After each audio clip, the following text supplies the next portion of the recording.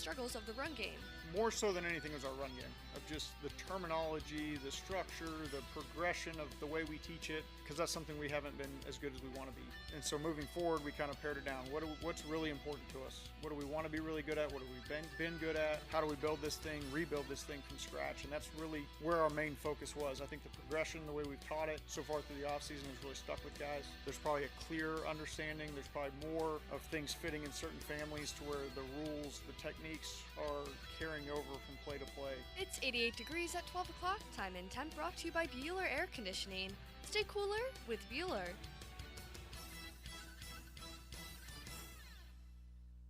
XL is presented by Farah and Farah, exclusive injury law firm of the Jacksonville Jaguars. Protecting you and your family. Call 396-5555. Jacksonville. Now, get ready to spend the next 2 hours with our three sports-loving ladies. Mia O'Brien, Lauren Brooks, and Taylor Dahl. Hey, hey. This is Helmets and Heels On 1010XL, switched on by First Coast Lighting and Fans. Upscale lighting, fans, and home decor. Show me what you got, pretty lady. We finally had mandatory minicamp outside today at the Miller Electric Center. First 2 days this week were inside the indoor facility. Today out in what I would call very still air. Cooper Hodges called it grilling air. Grilling temperatures, and you will hear from him a little bit later on today's episode of Helmets and Heels. Like he feels stifling. like he's getting grilled, or No, he wants like, to be outside. Like he was ready to slap some steaks out there and, get a little sweat on. Like but you don't even need coals. It wasn't as stifling as per se over the weekend, but no, he said, this is could probably Florida use the weather. hood of my car, honestly. Not as hot as it was over the weekend, though, so we'll take it. For sure. Yeah, it wasn't terrible. It just, the air wasn't moving inside the Miller Electric Center. And so when there's not a breeze and there is the humidity that we have with the sunshine, that's when I certainly understand that the players are feeling like they're getting cooked out there. And this is, of course, before they even have the pads on. So, Mia, I'll get your final thoughts from the 2 days that you were able to go this week. It's really about, I would say. Really one day, because the other day I was running the 40-yard dash through the facility. So, yes, really only one day. But, yeah, I would say it's mainly about what you've seen, or this is how I'll say it just from going today. It's what I've seen from Mac Jones, from the guys, the weapons that he's getting the ball to, and that's about my biggest takeaways, because other than that, I'm not going to watch the offensive line, the defensive line, because I don't think they can do a whole lot that at least my eye can judge. Yeah, I mean, as Press Taylor noted yesterday, it's not exactly the most physical in the trenches during the offseason program. So, yes, it's a little bit more difficult to gauge how well those positions are performing in conjunction with one another and an orchestra with one another because, yes, there are no pads on right now. Biggest takeaways for me, I asked Doug about it as well. I just thought it was interesting that we went from where his first season as the head coach, he gave the veterans mandatory minicamp off, and people were losing their minds. I think XL Primetime led with it for like 3 weeks straight as its lead topic. And it was this notion of, my goodness, you won 3 games and now you're rewarding them. But that earned a lot of cachet with those veterans, with those players who had suffered through that 3-win season a year prior. Last year, similar, he gave the veterans off. I almost felt like, and that's why I asked him today, I almost felt like last year it was like half the roster. There was only like 30 or 40 guys that were actually there during minicamp last year. This year there's 63. I think a lot of it has to deal with the personnel, because last year, if you're giving second-year players off for mandatory minicamp, that means you're giving Trayvon Walker and Devin Lloyd a pass. They were starters and played over 70% of the snaps their rookie season. That's a little bit different outside of Anton Harrison than you could say for Brenton Strange or Tank Bigsby. And so then you couple that with Anton is still rehabbing his way back from a torn labrum, and so he has to be there anyways as he's continuing his way back. So I thought it was interesting that all of the second-year players were there. A lot of the free agent signees, I should say, veteran free agent signees were there, whether that's Darnell Savage, Gabe Davis, Eric Armstead, and of course some of that has to deal with injuries, again, working their way back. But I just felt like this was the happy medium between giving the veterans the week off, requiring you to be there, and I feel like it only builds upon what Trevor Lawrence told John Osher on the Ozone podcast. It only builds upon what Trevor called the biggest sense of urgency he has felt during an off-season program under Doug Peterson. Yeah, and that's what I was about to say. I think some of it could also attest to, you just mentioned the injuries, but some of it too, just the difference the seasons went. When they were coming off of last season, it was very high vibes, and everybody was talking about how good the Jags were going to be, and they were kind of got to a place where they were a little content, and we saw that during the season, and I think now that's flipped this year. They do feel a sense of urgency and a sense of the division's getting better, and if you're not putting all of your effort in 100%, then obviously things can fall apart late, and they don't want that to happen again. It's kind of crazy to me in watching it today, and again, these are T-shirts and shorts and ball caps, but watching Mac Jones throw passes to Parker Washington, I wondered, could those two guys start on another NFL roster? I mean, Mac Jones might be better than, let's say, Bryce Young, the season at least that Bryce had last year with the experience that Mac Jones has. Parker Washington might be a better slot receiver than some other NFL teams have. And so that's the difference, too, to me, watching this year versus the last few years is there are backups now on this team that I think could potentially be starters on other teams. Yeah, and that kind of builds upon our exercise from yesterday, in which we reflected upon where this roster was in 2020, and so many of those players who, and we've noted this a couple times during the offseason program, you know, like for a Josh Proctor, for example, the Ohio State Buckeye, who did have an interception of Mac Jones in today's practice, if he was to roll up as a highly paid undrafted free agent rookie who many people had a day 3 draftable grade on, if he was to roll up for the 2020 Jaguars, we would have been like, we are saved. He's making the roster, no questions asked. And now that's a guy who he's fighting to make the practice squad, let alone the 53-man roster. And so I think it just speaks to the depth of this team, whether you want to admit it or not. I understand that the results were not what everyone wanted at the end of last year, but you cannot deny there are, I mean, of the 91 players out there, I'd say close to 91 of them look like NFL caliber football players. Well, yeah, I think maybe last week we had the conversation where we were talking about the starting wide receivers on here and where they would start in the league, and I think all three of us had 11 or 12 that even those three wouldn't start. So I'm not sure I'd go as far to say that Parker Washington would be starting on many rosters right away, but maybe Mac Jones, and that would be the Panthers because they're terrible. I'm not crazy high on that, but I do think it does attest to some of the team.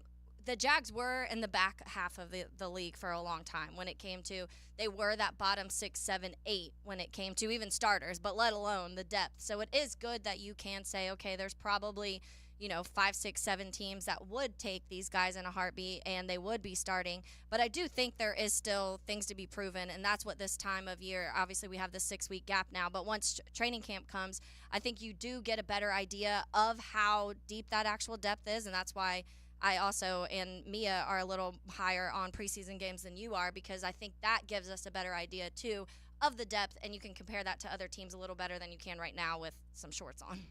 Yeah, when we were in Canton for the Hall of Fame game, that was the preseason leading up to the season that the Jaguars made the playoffs, and the Jaguars were terrible that preseason, right? So that's another reason I think I hate it, because it doesn't always correlate, but I understand, certainly. I love joint practices for that very reason. All right, so Press Taylor, the offensive coordinator, met with the media yesterday before minicamp day number 2, and he said a week ago that they basically took the offense down to the studs. He was asked more exactly, I think this was by Hayes Carlin, more exactly when he said that, taking the offense down to the studs, was he talking about the passing game, the run game? Here's Press's answer.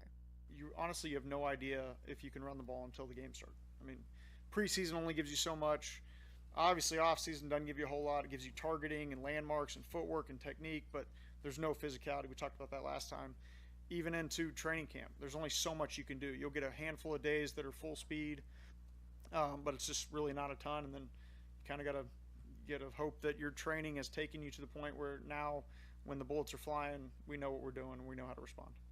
Yeah, I think that was, kind of lost in the minutia of that answer, which, I mean, hey, an eloquent answer, don't get me wrong, but the biggest thing apparently was the run game. That was something that was addressed, and I think a lot of people in this town would say that, yes, it needed to be addressed. I think a big reason that it fell to the wayside last year is that there was no, and I don't want to speak for the coaching staff, but I don't believe that there was one specific person saying this is how we're going to run the ball, this is how we're going to improve upon 2022.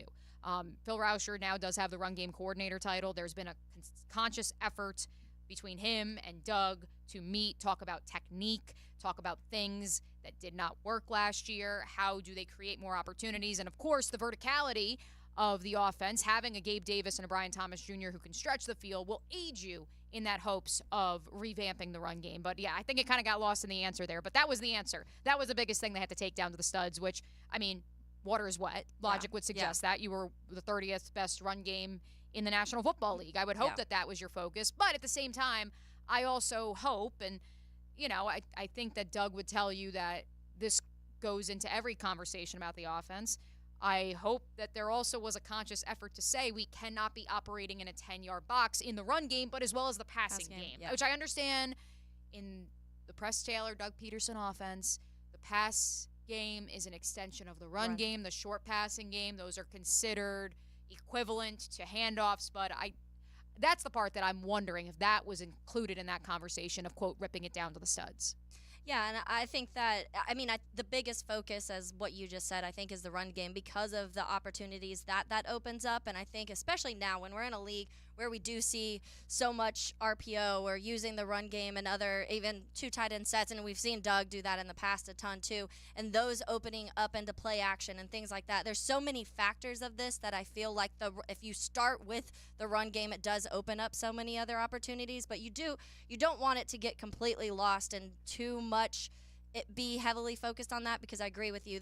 You have the weapons now where you can become this vertical offense. So they do have to find this balance. So it's one of the interesting topics, honestly, of how they kind of start to balance this, because obviously last year the balance was still pass heavy, but not as vertical maybe as we'd want it. And this year you'd expect that vertical to open up, but also the run game to open up too.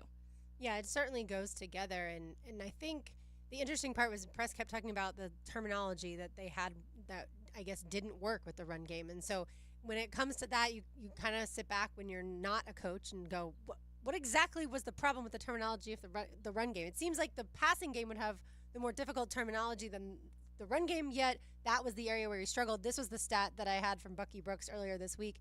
This is talking about the offensive line not helping the run game. The unit's ineffectiveness at the line of scrimmage resulted in the offense finishing with the second most runs of 0 yards or negative gains, 120 of those. The second most in the league of 0 yards or negative gains, 120. That's when you know you could not run the football.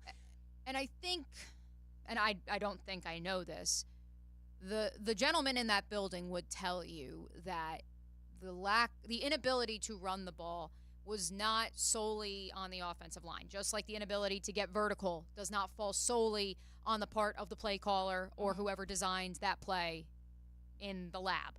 It speaks to execution. It speaks to, hey, is this wide receiver, as Press Taylor went into detail yesterday, are they picking up a block and helping with blocking? Did we put enough help for a rookie tackle in Anton Harrison? Did we give him enough help, or did we leave him on an island with Chris Jones? Did we ensure that if the opposition is crowding the box, did we bring a 6th lineman in, as Taylor and the Detroit Lions love to note? Like, you can do that. That is okay. And so I think that, well, yes, there's certainly, if you look at that number that Lauren just pointed out from Bucky Brooks, you look at that and you want to just blame the offensive line. I will tell you, and I know it's grinding all your gears out there driving around Heeligans, I will tell you that the people in that building will say that it cannot be solely blamed on the offensive line when, quote-unquote, not everyone was doing their job. Yeah, and I think it also factors into you have the backs, and not saying that it's something Etienne, I think he's good. He's good at having that vision and finding holes, but there were moments last year where you feel like he was just running into the backs of people at certain moments, and whether that was because it was very predictable on the other side of what they were about to run the ball and the few situations they did run the ball, I don't know. That's defenses sometimes figuring your offense out too quickly, and that could be a part of it. But it does come back to the running backs, and that's on Tank and Etienne too, to get those yards after contact and have the vision of getting up the middle. And if you are running stronger on the right side, then maybe don't give up on that so quickly, because I do feel like there were moments of that last year where maybe it didn't work 1 or 2 times and they just abandoned it completely. You can't do that. You just took me back, Mia, when you were talking about Chris Jones and the Jaguars playing the Chiefs early in the season last year. Remember that whole conversation Chris Jones sat out week 1? We watched him when the Chiefs lost to the Lions. We watched him like just sitting in a suite, relaxing. Travis Kelce was hurt that game too. He didn't play either. Right. Yeah. And so the conversation here in Jacksonville was, well, Chris Jones is going to be rusty. He won't play that many snaps. Yeah. He can't possibly affect the game that much. And of course, he was what he always It's is. Chris Jones. Yeah, and that is a game wrecker. And he destroyed, yes, the Jaguars' offensive line, especially Anton, even though Anton overall had a really good season. All right, so speaking of the offensive line, Press Taylor was also asked about trying to evaluate it when it's just June and everybody's in T-shirts and shorts. That's hard because a lot of it for them, there's so much more learning for offensive linemen than there was in college. Just we have a number of different calls. We're trying to build their toolbox is a big thing of you face this sort of rusher, this is how you're going to approach it this week, and it changes every single week. So they're seeing a lot of that throughout the offseason just based on whether you're playing Josh Allen, Deshaun Dixon, Trayvon Walker, like all these different types of rushers. You start to see how that changes. So you see how they handle it, how they adjust. But a lot of it, you're just trying to get them to learn what they can do, what the tools are. They really, one of the big things, they haven't heard plays in the huddle, and they haven't really used cadence at the line. I mean, a lot of it was no huddle. You got a signal. You heard the quarterback clap. Let's roll. We have to vary the cadence. We have a lot more play calls. You hear it in the huddle. So there's a whole process that you're just trying to get them through really to now their skill set flourishes. It's a little bit going back to like Parker. Parker's settled in. He's more confident now. You want to get them through that as fast as possible so you can see their skill set take over. Heads in a beehive. Quincy Williams. That's the nature of this time of year. And again, let's go back to one of our favorite words, not alignment, but onboarding. Everyone's favorite word. Yeah, it's one of those things where I just look at, and I asked Press about this yesterday, I look at this proposed timeline, and I am sure that they would find a way to get rookies in shortly after they're drafted, if it's for a 2-week rookie mini camp or whatever it is, to kind of get them acclimated to the facility. But that's where I look at this proposed timeline of everybody shows up like the last week of June, and there's no off-season program, and I'm just like, if these kids are swimming right now, their head is going to be spinning come the second or third week of July. If you get drafted, yeah, you show up for like orientation for 2 weeks. It's one thing when you're in college. I know that's how my college experience went. Like you finish high school, you have like a month, you go for like a weekend to college orientation, you go home for like 2 months, and then you go back. Like it's different when you're in college compared to this is your job in the National Football League. For you to go for like orientation, go home for a month and a half, and then be like, okay, here you go.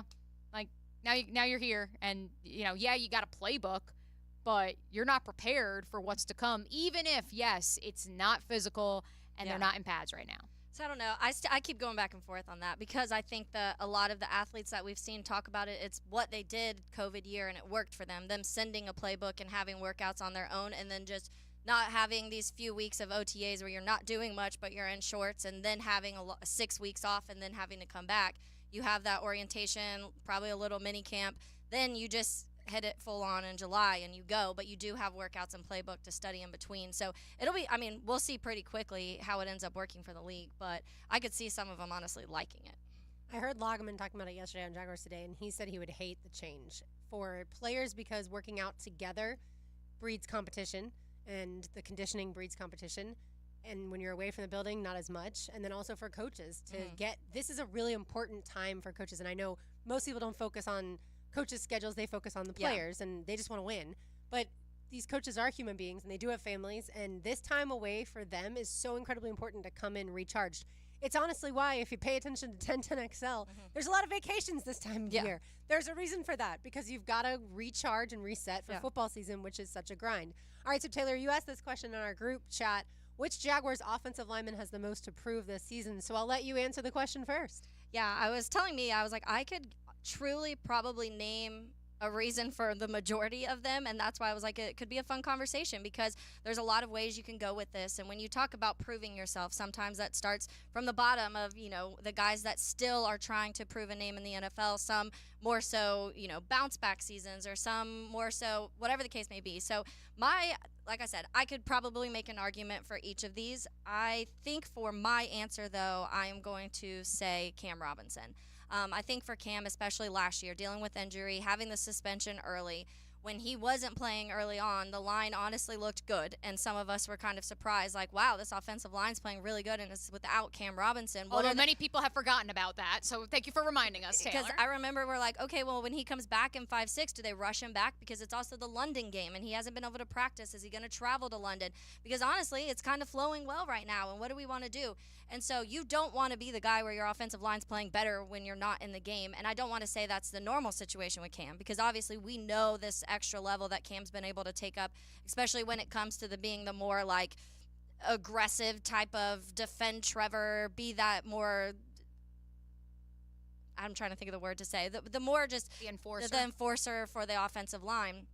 And so we've seen that aspect of it. But I do think for Cam in general, and not just Cam related to the Jaguars, but Cam for his future in the NFL, I think it's an important year, because the Jags right now, we've talked about what this offensive line may look like next season. And if we can see Cam on this offensive line. If he's not here, he's going to be starting somewhere. But where, and how much is he getting paid? And all of these other things are going to start factoring in for Cam. And then when you direct it just to here in Jacksonville, obviously we're talking about how this offensive line has to get better in a lot of aspects. We can't keep having these revolving doors of changing the lineup for the offensive line every week. Trevor needs consistency in front of him. So I think it's really important for Cam to stay on the field and also play at the high level that we saw a couple seasons ago. And I agree. I think Cam would start somewhere else if it's not going to be here in Jacksonville. Just like Walker Little would start somewhere else if he wasn't stuck in the but slot would he? jam. He can't even start here. But that's why he's my answer, by the way. But you It's also Walker noted Little. that the offensive line technically had, he was the highest graded offensive lineman those first 4 Before weeks. Cam came back. Correct. Yeah, that's what's wild. Right. But then maybe also it's just when you because he look at moves around so much, and that's what's interesting with Walker is he's had to play so many spots. This past year, because in yes. previous years, correct. To your point, he couldn't crack the starting lineup. So you make the argument, well, if he's not better than Cam, can he actually start somewhere else? I would make the argument that, yes, he very much could. He did not get jerked around the offensive line until this past season. And even then, if you go and you look at the almighty PFF stats, they will tell you that Walker Little actually had a better run blocking grade than the enforcer Cam Robinson last year. And y'all really just made the case, I think, for you. Walker Little. For me, he was mine, even though he's not technically a starter, because it's his last year on his rookie contract. And what on earth does the future look like for him? Because I do think he would be a hot commodity if the Jaguars were going to discard him for other guys, Anton Harrison, Javon Foster, moving forward, so they don't have to pay him a deal without having him really play. Yeah. Or does a guy go down this year?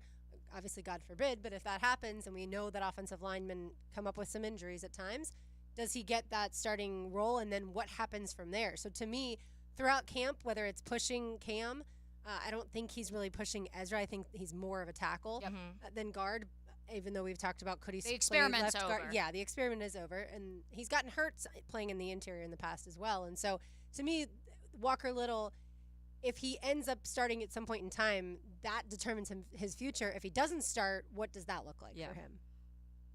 I had someone tell me today in discussing, hey, could one of those two guys be moved? I said, I believe that could happen. I believe it very well may happen. And the response... Saying Cam or Walker? I said Cam. Okay. But there's some people who believe Walker. I'm pretty positive. If one of them is going to be moved, it will be Cam. And the person replied, yeah, but then who becomes your swing tackle? Which is fascinating because, again, going back to our exercise from yesterday, can you imagine in 2020 with all the holes on that roster having the luxury of, but who's the swing tackle? Just like when we discussed who's the nickel corner, who's the fourth corner.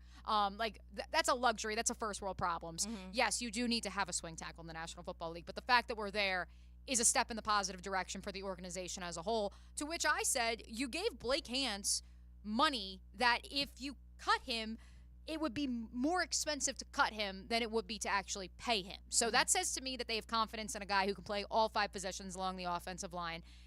They also need to see what they have with Javon Foster. A lot of people in that building, extremely high, including Cooper Hodges, who you will hear from momentarily on Helmets and Heels, including Cooper Hodges and some other folks in the building, are very high on Stephen Jones, the undrafted free agent guard.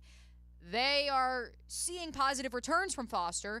They probably need to see more if they are to move Cam or Walker. I'll be different for the sake of being different before we take our first time out on this Wednesday edition of Helmets and Heels. I will say Brandon Scherf.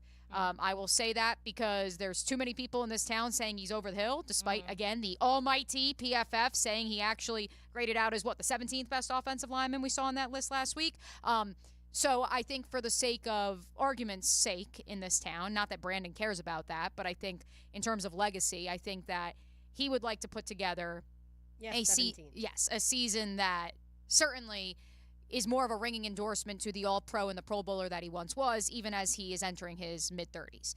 So I will say Scherf. I also think it's great that you have a Cooper Hodges, that you have a Stephen Jones, that you have depth in a Blake Hance that can be pushing him at that right guard position, even if we know he's the starter. So I think for him it's a victory that he hasn't missed a game. He has certainly had to leave games at different times during his 2 years in Jacksonville, but as much as he has the respect of folks in that locker room, I do believe that he has to prove something to you, the fans, if only to quiet you, even if that's not the end-all, be-all. But I think because he wants to get back to that all-pro level. Did you cover him at Iowa? I did not. He actually graduated right before I got there. Okay. So, yeah, we met for the first time when he got here to Jacksonville and signed as a free agent. Obviously, a lot of mutual friends, but no, I did not know him before he got here. All right, we're going to switch it up and talk some women's basketball. That's right. Florida women's basketball head coach Kelly Rae Finley joins us next right here on Helmets and Heels on 1010XL 92.5 FM. There's a new one-stop shop for all things Florida State. Subscribe to 1010XL Seminoles YouTube channel, up-to-the-minute updates, analysis, and more. Plant the spear and subscribe to 1010XL Seminoles channel today. Staying active no matter what your age is key to living life at its fullest. And Rebound Rehabilitation wants you to know they can get you back up to speed and back in the game pain-free. Rebound Rehabilitation with 8 locations across the First Coast, top-of-the-line therapists ready to assist you. From neck and back pain, knee or foot pain, they can help. Excellent patient care combined with the highest quality in rehabilitation services. Look for a Rebound Rehab location near you and get back in the game. Log on. ReboundRehab.com. Cross, I'm thinking about changing my name. Again? You're already the media mogul, the straw that stirs the drink, the Duke of Pablo Bay. Now what? Refer to me as Dreamfinders Danny Hicken. What in the blazes? Is this a cash grab? No, it's just that I believe so much in Dreamfinders Homes. 20 locations in Northeast Florida, official home builder of Jags and Gators. Great opportunity for first-time homeowners. All right, Dreamfinders Danny it is. Did I mention the lowest interest rates you can find? Visit DreamfindersHomes.com. Now let Dreamfinders Danny celebrate through the majesty of song. Dreamfinders, I believe they will build your home just right. Hey, it's Joe C. And when you want to enhance your outdoor space, visit my friends at CSS Fireplaces and Outdoor Living. They have everything you need, including true flame grills. Visit their showroom or schedule a free home estimate at cssoutdoor.com. Fish are good at hiding. Captain Kevin can help you find them. Oh, yeah, that's a big one. Find more fish on the Ring Power Fishing Forecast Show. Thursday nights at 6. Brought to you by Awaken 180 Weight Loss on 1010XL AM. Hey, it's Matt Hayes, and I've got some exciting news from Leonard Truck Outfitters and their new location on Beach Boulevard. Stocking brands like Real Truck, UWS, WeatherGuard, Carry-On Trailers, and much more. Grand opening celebration June 28th, starting at noon with tons of special promotions and giveaways like a brand new golf cart. Mark Watson here to tell you a little bit about hardballcreative.com. It's your online promo haven with thousands of ideas on how to promote your company. We're open 24/7, 365. Hardball Creative. Hardball does it all. A no-risk, all-rewards path to real weight loss. If you're not happy with your Awaken 180 results in the first week, get 100% of your money back. No risk, but every reward. With the solution for weight loss, Awaken180weightloss.com. Hurricane season is here. Protect your property from parking lot floods with Duck Duck Rooter. Our VACCON team specializes in storm drain maintenance, keeping your property safe and secure. Schedule service now. 904-862-6769. Guys, feeling deflated in the bedroom? ED, low T, no energy? If your stuff is broken, call 904-STROKEN or 904stroken.com. No shots in the first treatment, now free. Fix your ED at 904stroken.com. At Hodges Mazda, what Mazda moves you? Find out. Take advantage of 0% APR on the versatile lineup of 2024 Mazda crossover SUVs. Lauren Brooks here. Choose from the off-road ready 2024 Mazda CX-50, the stylish 2024 Mazda CX-30, or the tailored for you Mazda CX-5. With 0% APR for 36 months, you'll find your perfect CUV.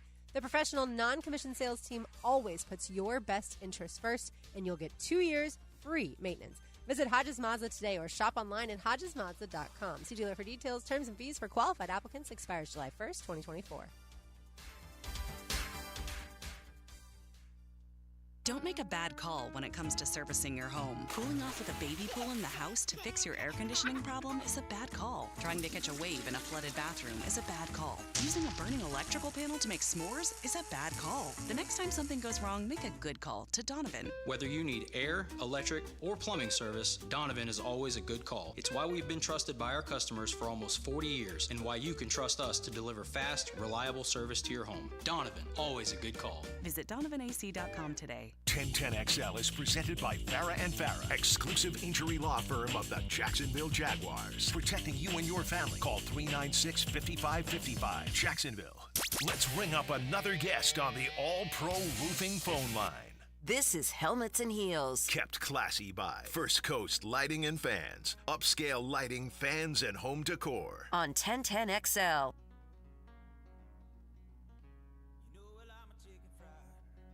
Welcome back to Helmets and Heels. Mia O'Brien, Taylor Dahl, RJ Saunders. I'm Lauren Brooks with you as we welcome in Florida women's basketball head coach Kelly Ray Finley. The Clay County Gator Club is hosting her tomorrow night. Thank you so much for joining us, Kelly Ray. Thank you guys for having me. I love your country music in the background too, I must say. Absolutely. We all love country music around here. I especially love Zach Brown Band, so I'm glad you enjoyed it as well. All right, let's jump right in. The SEC has won the last 3 national championships in women's basketball, and I feel like there is more attention on that sport right now than there probably ever has been. What is it like to then coach these young ladies who now are aspiring to be some of the best professional athletes we've seen? Oh, amazing. Great question. And I think it's just an amazing opportunity and what an exciting time for women's sports in general, but most notably, women's basketball.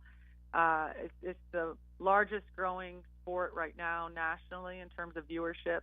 The WNBA numbers are just absolutely booming. And then obviously our conference being as prominent as it is, like you said, the Gators are most definitely on the rise, and we're really excited about our returners and our incoming freshmen in the upcoming season. Kelly Ray, let's talk about one of the ladies who was drafted this year. Leilani Correa was drafted with the 27th pick in this draft, actually joining Caitlin Clark, who I think we talk a whole lot about right now, to Indiana. How cool was it to just watch her not only be one of the top Gator players, but top in the SEC, and now go on to look at her dream? Yeah, most definitely. I think that, to watch Leilani flourish in her time here at the University of Florida was something really special. She graduated this season leading the SEC in scoring. Not far behind her was our returner, Aaliyah Matharu. And, Leilani's a tremendous player. She's going to have a long professional career, no doubt, overseas and then again in the WNBA. But, to have 2 players drafted in our first 3 years, I think we're one of 2 programs in our conference that's been able to do that. And it just speaks to our level of development and the commitment of our student athletes in terms of taking their development seriously. And if you want to be a pro, Florida's a great place to go to school. Kelly Ray Finley, the head coach of the Florida Gator women's basketball team, joining us on the All-Pro Roofing Hotline. You can join Coach Finley tomorrow, June 13th, with the Clay County Gator Club. There will be a social half hour at 6:30 before the meeting at 7, which Kelly will be a part of. So make sure you make plans to head on out to Orange Park for the Clay County Gator Club. Kelly, you kind of led into my next question. You're entering year 4 as the head coach of the Gators after, of course, a long time as the assistant coach. What have you learned from entering year 1 as a head coach to where you are now? What has been the biggest lesson you've learned? Oh, man, take it all in stride. How you treat people is everything. Be a competitor and put your best foot forward every night. And I think that, it's an interesting situation because my first year was the interim year, so this will be my 3rd year full-time with our staff and being able to have some consistency now with all players that we've recruited this upcoming season, I think is really exciting for us. I think we've laid a great foundation for the upcoming year and just building and growing our program moving forward. And also, to have 3 McDonald's All-Americans for the first time in school history. And Liv McGill is about to compete for Team USA as their point guard. this upcoming week in Columbia. That's the first time in school history we've had somebody wear a USA basketball jersey entering their freshman year. So just lots of exciting things happening. But again, like I said, how you treat people is everything. And we have a booming, growing community around our women's basketball team, and we're excited to see everybody this fall. And you have such an elite community of coaches and athletes surrounding the Florida Athletic Department. Obviously, the men's track and field team just won the national championship. Parker Valby's doing amazing things as far as long distance running and cross country as well. The baseball team is in Omaha. There's so much good stuff. I saw you on the field at the spring game there in the swamp. What is that like to bring student athletes into such a cool environment, Kelly Ray? You are most like the people that you spend your time with, right? So for here at the University of Florida, you're around champions and Olympians and professionals and everything that they do. I think that that's what makes such a unique environment of high performance here at the University of Florida that may be different than, other SEC schools or other schools nationally. Our 500 student athletes, they're used to winning. They're used to finding success. And don't let me be, I would be remiss not to say the 3-time back-to-back national champions, men's track and field, with the women being runner-up. It's just an expectation, and a standard and a level and something that we're trying to do and pursue for the first time here in women's basketball at the University of Florida. Kelly Ray, I know early on you already were heavily contributed into the recruiting process when you even first came to Florida, and obviously now being the head coach, that just grows. So tell us a little bit like what this time of year looks like for you, because I know it's just this combination of transfer portal but also recruiting, and Florida, that can be difficult. There's a lot of schools here that, the kids spread the love to, but tell us a little bit about this time of year for you. Yeah, it's, our student athletes are back on campus now, so we're excited to have them. Almost our entire team is back, so we started summer workouts, which is great. And then, there's always the recruiting that that might be the most prominent part of what we do on top of, challenging and focusing on our current team. But that's most of our days. We'll do some team building and those kinds of things throughout the summer, but just bopping around quite a bit. Basketball in general, both men's and women's. A lot of weekends for recruiting, so we got evaluation periods coming up. But you can never start recruiting too young, that's for sure. Again, Kelly Ray Finley, the head women's basketball coach at the University of Florida, will be at the Clay County Gator Club meeting tomorrow. That is at 150 Fox Valley Drive in Orange Park, with the half-hour social beginning at 6:30 before the meeting at 7. All right, Kelly Ray, we'd be remiss if we didn't get your perspective on women's basketball, not just the big picture, the ratings, and how much people are talking about it now, but why they're talking about it. From your vantage point as a college coach, what do you make of the discourse surrounding the WNBA, the Caitlin Clark effect, and where we currently stand? I think it's tremendous. I think it's great for women's sports in general. Like I said, women are so powerful, and the game of basketball as a whole is really, really fun. The women's game is fast, skilled, and filled with a lot of strategy. And so,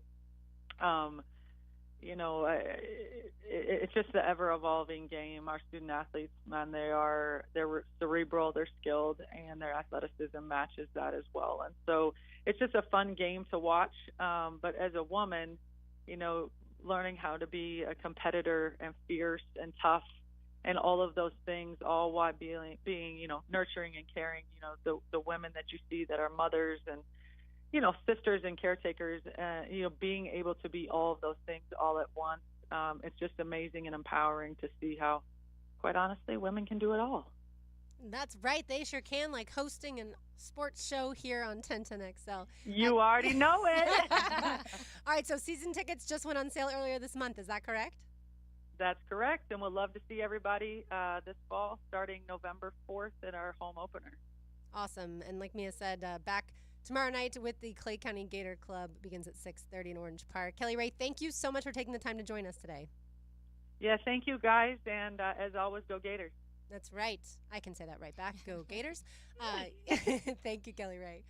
Yeah, it's going to be, so as y'all know, coming from a family of people who attended the University of Florida, I'm more plugged into Florida sports and all sports than probably the average person. My dad, we go on vacation in March sometimes, and Florida will be playing the women's basketball tournament, the SEC tournament. And we can't go hiking because we have to watch the game. And yes, it's taken, I think, a while for this program to get where it needs to be, but it is certainly on the precipice of doing some really big things. Yeah, 500 season this past winter, and I think, Kelly Ray outlined the fact that they have McDonald's All-Americans on their way to Gainesville, the fact that her first season as she enters year 4 as the head coach, she was the interim head coach. So she quite literally was just thrown into the fire. There was a mess that went on before her. Yeah, that you can Google, folks, if you would like to learn more about why that mess existed. And that was a 21-win season. That has been the best mark of her tenure. And so obviously the goal is to get back to that, consistently competing in the SEC, which has become one of, if not the preeminent conference in women's college basketball, thanks to the likes of South Carolina and Tennessee, of course. And LSU. And LSU, I know you hate LSU. Yeah, I mean, look, Flauger's still there, so Flauger's a dog. So she just left them She's great. She's great. I won't talk about their head coach. But no, I think that it's a beast and it's a gauntlet of a season, of a schedule, and to have to compete with those universities that you just named, Lauren, and that's not even including, the Arkansas of the world who were able to pry, and I know she's in the portal, and I don't know if she's actually committed. They pried Talia Scott out of Orange Park. And so that's not to say that the Arkansas and the Alabamas aren't competitive as well. Absolutely. All right, when we come back, you will hear the interview Mia did earlier today with Jaguars offensive lineman Cooper Hodges. That's next on Helmets and Heels on 1010XL 92.5 FM. Sunshine. I'm talking about the beach. And sports talk. This is what I'm talking about. Living, loving life in the 904. Oh, yes! 1010XL. Imagine driving a late model Corvette, BMW, Mercedes, Lexus, Honda, Chevy, Ford, and more, all at a fraction of the original sticker price. Visit Vaughn Motor Group's indoor showroom and browse a great selection of dream cars that are inspected with warranties. Before you make your next auto purchase, check out Vaughn Motor Group on San Jose Boulevard or at vaughnmotorgroup.com for a complete inventory listing. If you can dream it, you can drive it at Vaughn Motor Group. The moment you've been waiting for has arrived. The Poker Atlas Tour is blazing its way through Best Bet St. Augustine now through June 16th. Get in on the action with 7 poker events, highlighted by the $600 No Limit Hold'em title event, boasting a $200,000 guaranteed prize pool. You can also dive into our $300 event 1 with a $100,000 guarantee. Join us at Best Bet St. Augustine for the Poker Atlas Tour now through June 16th. Head to bestbetjacks.com for details. That's bestbetjacks.com. Are you 18 years or older, just got married, just got divorced, or have children? Listen up. Have you done your last will and estate planning? If you have questions, call Matt Hinson with the Hinson Law Firm. Reach him at 527-1700. Office is Jacksonville, Florida. And don't let the state decide your fate. A lot of companies will tell you they're the best. At Custom Tree Surgeons, they show you every time. Custom Tree Surgeons has built an all-pro team. Every tree service professional has years of experience, continually trained and certified. They know what, when, and how to handle any job. It gets done efficiently and quickly by a team of experts. So for tree trimming, removal, stump grinding, and emergency services, forget any name other than Custom Tree Surgeons. There is no job they can't do better. Go to our website, CustomTreeSurgeons.com. That's CustomTreeSurgeons.com. And let them show you how the job is supposed to get done. Now those sound like some well-oiled machines. If you're a business owner that uses tons of fuel, you need B&B. If you're in charge of a job site that uses tons of fuel, once again, you need B&B. B&B Oil and Fuel has the fuel you need and will deliver straight to your site or office. Top-notch products and service delivered with B&B Oil and Fuel. Job sites, boats, generators, nothing but the best fuel with B&B Oil and Fuel. Online at bb-oil.com. Only the best with B&B Oil and Fuel. This Date in Sports History is brought to you by Southeast Orthopedic Specialists. On June 12, 1991, in the NBA Finals, the Chicago Bulls beat the LA Lakers in Game 5 for their first of 3 straight titles. If you're getting engaged and want to spend way more than you should on a diamond, go ahead and shop the Big Chain Diamond Store. They love taking your money. If you want the lowest price guaranteed, shop Beards Diamonds at the St. John's Town Center or beardsdiamonds.com. Men, if you're suffering from erectile dysfunction or PE, Prime Men's Medical Center will get your sex life back in just one visit. Their painless, breakthrough medical treatments eliminate ED and PE. Here's a specialist in men's health. I'm Dr. Simovitz. Have Viagra or Cialis let you down? Prime Men's Medical Center offers the most effective treatments that eliminate ED and PE, with men lasting longer than ever. 98% of patients see instant results on their first visit. Prime Men's Medical Center's breakthrough treatments will restore your sex life regardless of age or medical history. Your consultation and first treatment are free. Plus, you'll see instant results in the office. Plus, qualified patients will have their testosterone checked free. Call 904-902-8222. 904-902-8222. To regain your sex life in just one visit, call now. 904-902-8222. If you're looking for the best in indoor air quality, I've got the experts to call. Florida Home AC, the official AC provider of the Jaguars, specializing in the best air quality for your home or work with the Remy Halo. Instead of waiting for pollutants to travel through the ductwork to be neutralized, the Halo cell releases friendly oxidizers every time your fan blows air, helping those in your home that suffer from allergies and other respiratory issues. Call 777-4300 for Florida Home AC and start enjoying cool comfort and clean air. Hey sports fans, it's Hayes Carlyon for Kingfish Pest Control. Look, if mosquitoes ruin your summer fun, it's time to call Kingfish Pest Control. In my own experience, they are the kings of mosquito elimination. Call Kingfish Pest Control today and get 50% off your first treatment. Sign up for a full season of lockdown coverage and get half off your first treatment. Don't let mosquitoes steal your home field advantage. Reclaim your yard with Kingfish Pest Control, proud partner of the Jacksonville Jaguars. I'm with Greg from Cycles of Jacksonville, and when the sun's out, it's time to ride. And Triumph, tell me this, Greg, they've got new pricing that's going to bring more people to the showroom to check them out. They do. They've got two hot new models, both under $6,000, one under $5,000. Same great legendary Triumph quality and ride. You got to come see it. And it's a big, heavy motorcycle underneath you. It is. It's all Triumph. Log on, cyclesofjacksonville.com, or check them out in the showroom. They're on Atlantic near Regency. This is Joe C. from XL Primetime, and stoked to crank up the 9 after 5 once again at the Golf Club of Southampton. Every Wednesday, a little after 5, the gang at Southampton will be hosting us with a new game, and I'm inviting you to be a part of it. Now, through the summer stretch, break up the week with a little hump day fun every Wednesday. Call 287-PLAY to get on the tee sheet.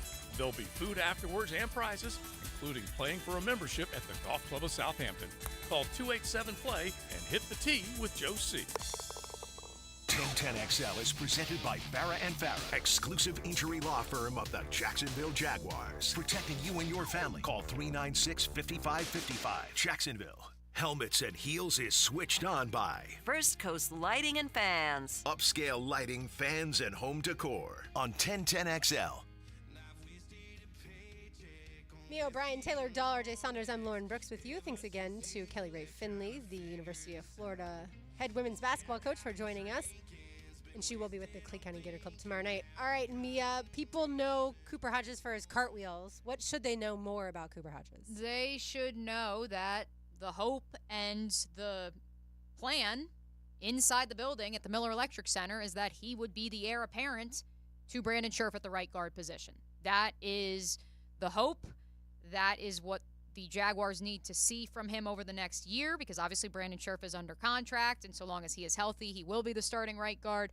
But I think the presence of Hodges, not only because of his energy, invigorates that room, invigorates guys like Brandon Scherf, but I also think seeing his development is going to be as critical as anyone's this upcoming season for this staff to know that, hey, we have our guy in-house, so when Brandon Scherf does decide to hang it up, we just plug Cooper in, we're ready to go. I also think it's important, and I asked Cooper about this, the fact that he has been taking snaps at the center position for the first time in his Jaguars career, knowing all well that the best ability is availability. And additionally, I know he's on the 91-man roster right now, but if Tyler Shatley was to not make the team or retire, you need someone, in addition to Blake Hance, who can play all 5 spots, that could be that backup center for you, as well as a backup interior offensive lineman at the guard spot, much like Ben Barch was during the early parts of his career. Yeah, I do wonder if Luke Fortner will start to get That's true, snaps too. elsewhere, Yep. too. I was because- about to say that, yeah. and it's interesting because I remember pre-Mitch Morse, everybody, including myself, was freaking out because we were like, "What is going on? They need to sign somebody for the offensive line. It looks like they're running it back because they made a comment about running it back." And Luke Fortner, everyone, the conversation at that point, I don't know, this was February, was Luke Fortner was. It looked like he was going to be still the center, that guy, and they had confidence in it. And now it's like kind of like, okay, well, how much confidence do they have if honestly they're even trying to get Cooper Hodges some snaps there? Yeah, exactly. All right, so here is Mia O'Brien's one-on-one with Jaguars' second-year offensive lineman, Cooper Hodges.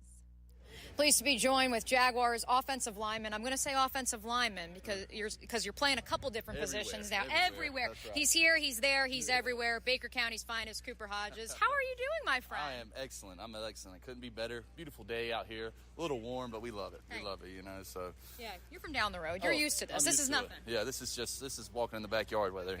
Working in the indoor the Grilling last few weather. days. Grilling weather for sure. For sure. What's going to be on the grill this summer? What's your go-to? It's going to be steaks. It's going to be some brats. It's going to be everything. We're just, there's one thing that O-linemen know how to do. We know how to eat. So we're going to get it done.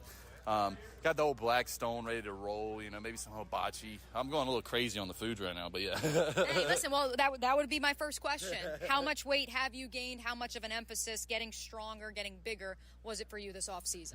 For me, it was more, the first phase is you get back where you were. So I was more worried about, strengthening my leg back up and then getting to where I was. And I think I've done that, and I'm probably past where I was. Like the other day, I was talking to Dr. Bach, and he's like, yesterday you jumped the highest you ever jumped as a Jaguar. I was like, okay, sweet. You never known for my ups or anything, So that was nice to hear. But also helps show that you're making some good progress and you're getting along well. Because how much of a mental toll is it when, especially for you, you're closing in on 100%. The team's struggling on the field, but you know that this is a process. You got to take your time. Absolutely. How much is that, even for somebody who took a redshirt year in college? I have to give credit to my vets guy. The leadership in our room is excellent. These guys they led me through every way. They advised me. They helped me out. They let me know, hey, we're going to be able to handle things on the field. You just got to worry about getting better and eventually getting back on the field. So I can't thank those guys enough. All right, so the big news. You're getting some reps at center. Yeah. When did Phil tell you, hey, I want you to get some reps at center? And I've seen you taking a couple snaps at tackle as well. Honestly, I'm an interior guy for sure, so any given day I could be playing center. So it's kind of it was a new thing to me at first, but now I've kind of grown into it, and it feels normal now. So it was literally probably like the first week of phase 3 or OTAs, the real OTAs. He's like, all right, today you're going to be getting some center coop. I was like, okay. Now, throwing the tackle, I was like, hey, wherever, get in where you fit in, so I ain't mad at it. Had you ever snapped a ball before? I've never snapped a ball in a game. I've snapped in practice. I've done that loads of times and stuff. So I have some experience, just not game experience with that. Gotcha. Year 2, back out here at OTA's mini camp. How is it different than a year ago? It's cooler because you're kind of you're seeing the rookies come in this year, and then in your head you're kind of comparing yourself, I guess, to how you were. And I was like, yeah, man, I was just as lost as these guys sometimes. And some guys they're rolling. They pick up where they left off, and that's a cool thing to see. But it's just cool to see, even though I've had an injury, I've had some real good growth, even in the football aspect, even though I didn't get to play a lot of football last year. So it's rewarding. It felt good. What have you seen from those two young guys, Stephen Jones, Javon Foster? Out of Steve, he's extremely powerful. He can get after people. He can grab onto you and you're not getting out. It's the kind of player he is. And then Javon, he's tall, he's kind of elusive, he's got some finesse to him. He can step back, he can protect the quarterback, he can do all the things that need to be done. He's really long. That's the new thing with these tackles is having really long tackles, and he can play with some length, get his hands out there, create some space. So he does well. Once we get done this interview, you get 6 weeks off. What is the Cooper Hodges off-season experience? Well, Coach Peterson, run. Absolutely, run. That's you out here running the streets of Baker County? Yeah, absolutely. I'm on 121 right there, getting after it. No, I'll be doing some. Definitely, I'll be in here a lot. Honestly, probably at least 3 or 4 weeks out of the 5 weeks we got, I'll be in here, and then probably take a couple trips, maybe go to the beach for a couple days, just hang out, and then I don't know, might go to Biloxi, Las Vegas, something like that, something crazy. Go hang out with some buddies or something, but nothing too much, man. I'm gonna kind of lay low. I've never been to Biloxi. I've been to Pensacola, and then Mobile. Mobile, yeah. I mean, Biloxi's like the Vegas of the South, I like to say. You know, it's just got some fun stuff going on. So we'll see how it is. Yeah, we'll see how it is. No one knows the South. No one knows Jacksonville better than you. Have you taken any of the new guys around? I remember this time last year. Asked me my favorite spot. Yes. Not the boiling crawfish, the juicy crab. Right. Told Mr. Steve and Javon about it. They can't get enough of it. They know. There we go. Butter guts, but still, they love it. This is an opportunity for anyone who would like to advertise Juicy Crab. Juicy Crab. This is your moment. I love it. Let's Cooper, go. enjoy your summer. Thank you so much. We'll see you back here in July. Appreciate it. Thank you very much. Always be marketing. It's what the best athletes do. He's And fantastic. look, it's funny with Cooper because I go back to, and I know not everyone sitting at this table right now shares this sentiment, but when Gardner Minshew would do the crazy things he did the offseason after his rookie season, so many folks online, so many folks in this town just kept saying, God, I just want him to be good. I want him to be the future here. And obviously it wasn't the case with Gardner. I hear Cooper Hodges, and I'm like, I need you to be good. We need that homegrown hero who loves Duval. He loves Baker County. He loves the Juicy Crab and everything that is in this great Northeast Florida region that we live in. And look, I think he has the talent. He's putting his best foot forward by the versatility, the fact that he played tackle in college, so in a pinch you probably could kick him outside. He's trained now for over a year to be a guard, and as you heard him say, he is definitively a guard. He has the ability to snap the ball and play center now too, and so, God, I just want him to be good. I just want him to be good. It's to Press's point that we heard in the beginning of our show is, you know, there's a lot of guys that have that talent. Now it's actually taking it and executing it on the football field in game time. I've never heard the word butterguts before. Oh yeah, the buttergut. That's a new one for me. But yeah, Cooper Hodges He's fantastic. He's a lot of fun, and you can, like you said earlier, Mia, he infuses the offensive line room with energy. You can feel it. Same with Cam Little, the interview you had with him the other day too. Cam Little didn't even let you finish your questions. He just started talking. He's ready to smash it. He was just that excited. So these rookies overall, and obviously Cooper Hodges is not a rookie. He's entering his second year, but it feels like it's his rookie season because of the injury that, you know, he wasn't able to play at all last season. That group of rookies and some of the second-year guys, it does seem like the Jaguars drafted really good fits for this culture that Doug Peterson has created. All right, when we come back, we're going to talk some golf. That's right, the U.S. Open begins tomorrow, so who better to talk the U.S. Open with at Pinehurst than Mark Carnival of PGA Tour Radio. That's next on Helmets and Heels on 1010XL 92.5 FM. You've got a lot on your mind. Text me the play-by-play. And so do we. And make no mistake about it, gentlemen. This is Jacksonville Sports Radio, 1010XL. Now you can watch 1010XL shows all day on X, Facebook, and YouTube. Brought to you by MyBookie. Experience Vegas from the comfort of your phone anytime, anywhere. Sign up today. Use promo code 1010XL. Mia here. Celtics, Mavs, NBA Finals. Can Luka finally figure out how to lead Dallas and take home a trophy? Make sure you're in on the action with MyBookie. With MyBookie, you can bet from anywhere, anytime, so you never miss a shot to cash in on a play. You can even live stream and bet on the games right from the sportsbook, giving you everything you'll need to decide. Cash out or let it ride. The spread has moved since yesterday. 1.5-point spread favoring the home team, the Dallas Mavericks, down 0-2 in the NBA Finals. They are now 2.5-point favorites in Dallas for tonight's Game 3. Do I do it? Do I not? Let's pick the Mavs. Tyler Lacey said Mavs in 7 yesterday, and I believe him. Give yourself a head start today and play with house money using promo code 1010XL when you make that first deposit. That's promo code 1010XL to claim a limited time bonus when you sign up and make your first deposit. Bet anything, anytime, anywhere, only with MyBookie. Let's fire up the flavor and ignite those appetites. Let's slow down and smell the barbecue. Because all your favorites are smoked for hours and ready for eating when you are. From our famous ribs to slow smoked pork. Enjoy some perfection by the plateful, safely in our dining room or in the comfort of your home. With curbside pickup, drive-through, and delivery. Sonny's Barbecue, local pitmasters since '68. Make this Father's Day unforgettable by treating Dad to the thrill of international soccer this summer. Get 25% off a Stateside Cup Family 4-pack through June 16th. Use code FDS24. Tickets will go fast. Don't miss this chance to take your loved one to see Premier League clubs Wolves versus West Ham United take the pitch right here in Jacksonville. Get details and your tickets at StatesideCup.com. StatesideCup.com. Home of the Jacksonville Jaguars. WJXL AM Jacksonville Beach. WJXL FM Jacksonville Beach. Anytime you've got major plumbing problems, and even the minor ones, there's several potential causes, and they usually can't be easily detected. So don't guess at a solution. Hire Roland Reese Plumbing at PlumbingJacksonville.com. The saying goes, the grass is greener on the other side. Well, that is actually true if your neighbor installed artificial turf. Lauren Brooks here from my friends at Sunshine Turf, a family-owned local company that will take your backyard dreams and turn them into a reality. Caleb can design anything from putting greens to pet runs, and if you have a pool, you'll definitely love maintenance-free turf around it. Visit sunshineturf.info to get a free quote today. Sunshine Turf. That's sunshineturf.info. Looking to make a great impression?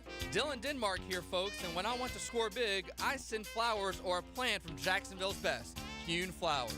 Yeah, man, it's always a good thing to send someone a Kuhn floral arrangement, KuhnFlowers.com. This is David Lane. After suffering through several painful injuries to my shoulder, back, and knees, I've taken my issues to Southeast Orthopedic Specialists, and without fail, they've been a tremendous help toward solving my problems. If you have any orthopedic situations, don't procrastinate. Take action today.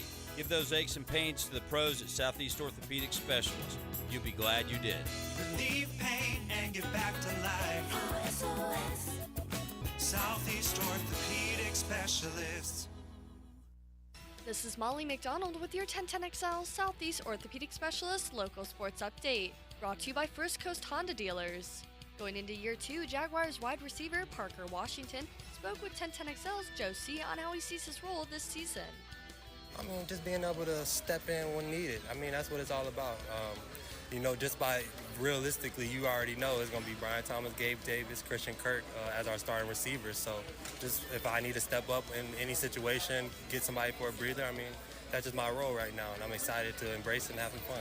The Jacksonville Jumbo Shrimp take the series opener against the Indianapolis Indians last night, with the Shrimp's Kyle Tyler pitching 6 scoreless innings, and Troy Johnston's 8-inning homer led the Shrimp to victory 2-1. Game 2 will be tonight with first pitch at 7:05. It's 88 degrees at 1 o'clock. Time and temp brought to you by Bueller Air Conditioning. Stay cooler with Bueller.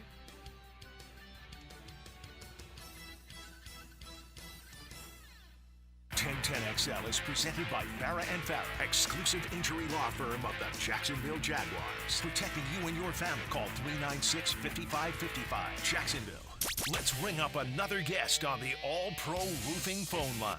Light up your lunch with Helmets and Heels. Presented by First Coast Lighting and Fans. On 1010XL. We appreciate that we get to share this gentleman with the boys of XL Primetime, with everyone here at the Superstation. He's a man of many talents. Mark Carnival, PGA Tour Live, Sirius XM. Of course, a former golfer himself on the PGA Tour. But Carney, never did I think that I would have to address you as a podiatrist. But I'm going to seek your consultation when it comes to the foot of Jon Rahm, which, as we get set for the U.S. Open this weekend, is the headlining story as we get set for play at Pinehurst, where you are currently located and coming at us from on the All-Pro Roofing Hotline. I am. Good afternoon, ladies. Yeah, that's an interesting situation, but from everything I understand, it was an infection. And I didn't read the entire article, but they felt it was bad enough, and the infection. Now I've had an infection on my leg that got really close to being really bad, so it may have something may have flipped overnight, which happens, and and I was told. I'm guessing he was told, you better get off your feet for a week or so. So that's interesting. It's unfortunate. Because obviously John has become one of the top players in the game. But, it's that's golf. That's life, I guess. Disappointing for him and certainly his fans, but we will move on. That we will. To some other topics when it comes to the actual golf course. So Pinehurst greens are incredibly difficult. Can you expound upon that for people who have never played Pinehurst number 2? Yeah, difficult would be an understatement, Lauren. They are challenging. Now the complexes are big, but in reality, they're probably the green that is absolutely playable is probably half the size of the complex because you've got edges around all these. They're pushed up. Everything runs off. It's a challenge. I was out there both yesterday walking the course and today and watching guys play numerous different type of shots from around these greens. And normally on a weekly basis, particularly on the PGA Tour and even a number of the majors, when you see players off greens, they immediately go to a lofted club. It's what they practice on. It's what they're good at. This week is going to be different. So everybody watching or listening is going to be guys. I would say players are going to hit everything from 3 metal woods, 2 irons. I mean, if they have a 2 iron, to long irons, to wedges, to putters. You're going to have to figure out, how to best get the ball up and down. You're going to see that a lot this week, and you'll see guys having to change that. They won't be able to go with one type of shot because every one of these complexes is different because you have to go up this severe slope into the green. You get up there, and next thing you know, the green runs away from you. So you're going to – the thing that at least I hope, and I know in talking to a bunch of the players, the setup is going to be very key what the USGA does because you don't want to make the best players in the world look silly and kind of stupid. You'll see a few of those things, and you'll also probably see a lot of guys kind of playing away from hole locations, even if it's 30 or 40 feet away, because they know the risk they take if they happen to miss that shot, and who knows. But it's going to be very different than what we're normally used to. People say, well, it's going to be a lot like links golf. Nah, I mean, yes and no, but I think it'll be entertaining. Yeah, Mark, speaking on that, because some of the past favorite storylines revolving Pinehurst number 2 don't necessarily include the big names that we are used to seeing. And so if you were to take that route, are there any guys that you think this weekend we should keep an eye out that aren't those ones, the Schefflers and Morikawas and the names that we've been talking about a ton? I mean, Taylor, it's hard to say. I mean, sure. I mean, anyone can get in the mix, and the U.S. Open tends to have, and I mean, for lack of a better word, some no names that tend to. At one point in 1998, I was one of those. I was second after the first round to Payne Stewart at the Olympic Club in '98. No name, I don't know if that applies to me, but that's how Jim Rome called me a truck driver. But you have that scenario where there are guys that'll get in here and they'll play well, but they're not necessarily used to the pressure of what goes on. I mean, you look at guys who've been consistent. Certainly, as you mentioned, those names you would think would be there. It's so hard to tell because there's so many different variations here, Taylor. Mm-hmm. I hate to say this, Scheffler's still my chalk, but I think you'll, if you go to guys who, if you look over the past month, and I'd have to go back and kind of think of some players' names, but guys who've been consistent and they're going to get themselves in that position. You just never know. I mean, a guy like Adam Hadwin could be there. Corey Connors, really good ball strikers. There's plenty of room to drive the ball here. Once you get off the fairway, there's a lot of those native grasses, but the ball is still playable from there. I mean, back in '99 and even 2005, I mean, it was thick rough. But now you can play it. It's a little more challenging. It certainly looks more rustic. But as I looked at, I mean, a guy like Jason Day, maybe it's someone I would look at. Guys with really good short games. Mm-hmm. Well, it's a little different. But it's just so the U.S. Open is probably the hardest, at least in my mind, the hardest major championship to try to get a grasp on. Again, other than the top-ranked players who might, be able to compete because you compete, but you never know. But we had Martin Keimer win here last time. Mm-hmm. Before that, it was Michael Campbell, and then of course Payne Stewart in '99. But the golf course is different, so that it becomes a little more challenging to kind of figure that out. Mark Carnival of PGA Tour Live is our guest on the All Pro Roofing Hotline. Carney, I've already asked you to dive into the world of John Rahm's foot and podiatry. I will refrain from asking you about Rory McIlroy, who has now decided he's not getting divorced, and instead we'll talk about a less controversial figure, Tiger Woods. Has his son Charlie out on the course. I never thought I'd say that. Tiger Woods, a less controversial figure. Has his son Charlie out on the course with him during practice rounds, believes that's the secret sauce. What are realistic expectations from the Great One this weekend? I don't know. I mean, obviously Tiger is talented, but what we've seen is, can he physically, go through this? And I was actually just chatting with my coworkers this week on Sirius XM as we prepared some meetings. It's like, at what point does he just say, that's the hardest part. We know he wants to compete. We know he believes he can compete, but when you don't get any results, at some point it has to. I mean, I certainly he could play well.